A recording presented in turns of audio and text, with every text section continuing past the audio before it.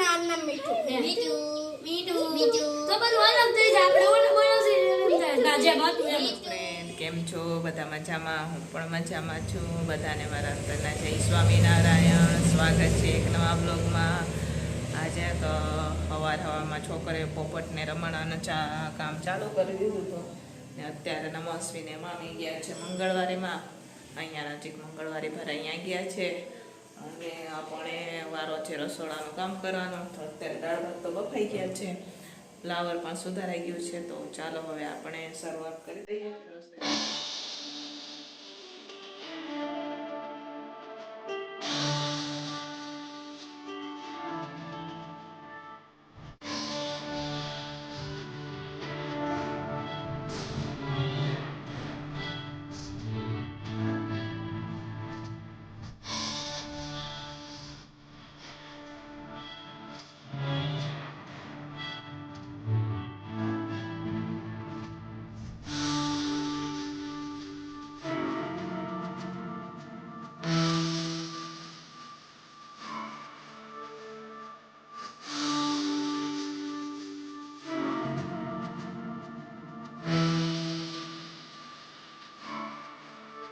તો હવે આપણું રસોડાનું કામ પણ નવરા થઈ ગયા છે ને જમવાનું થઈ ગયું છે. તો આ રોટલો છે, સરગવાનું શાક છે ને કાકડી ભાત ને દાળ છે. તો ચાલો તમારે પણ જમવું હોય તો આવી જાઓ જમવા માટે. તો ચાલો આપણે હવે છત ઉપર આવી ગયા છે જમી કરીને અને કપડાં ઉતારી લઈશું. જોઈ શકો છો તમે. તો ચાલો કપડાં લઈ લઈએ.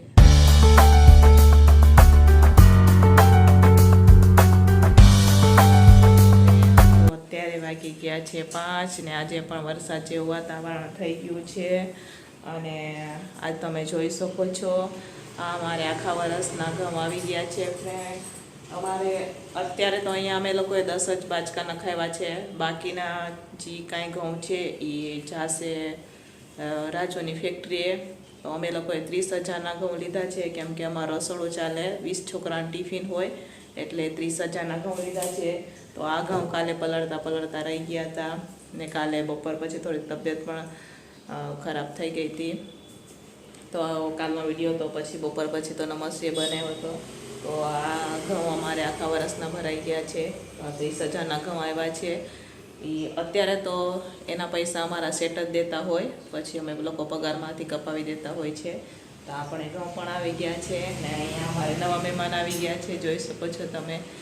આ પોપટ છે એ અહીંયા રાજુના સંબંધી રહે છે, એમને જવું હતું બહાર તો એ આપણા ઘરે મૂકી ગયા છે થોડાક દિવસ માટે. તો નમસ્તે એના જોડે આખો દી રમ્યા રાખે છે. આજે આખો દી હોતી પણ નથી અને એના સાથે જ રમ્યા રાખે છે, તમે જોઈ શકો છો. તો ચાલો હવે આપણે રસોડામાં કાંઈ કરશું. આજે પણ અમારી આ વરસાદ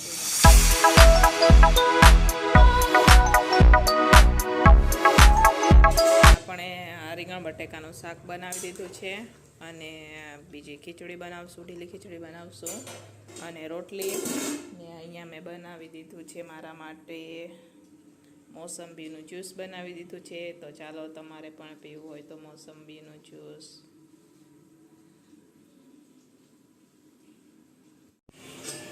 ચાલો ફ્રેન્ડ, તો આપણે આ રોટલી પણ વઘારેલી થઈ ગઈ છે.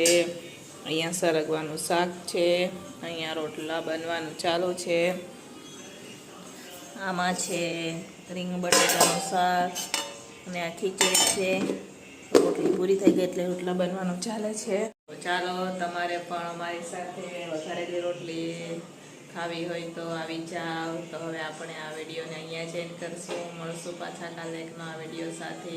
ત્યાં સુધી બધાને જય સ્વામિનારાયણ.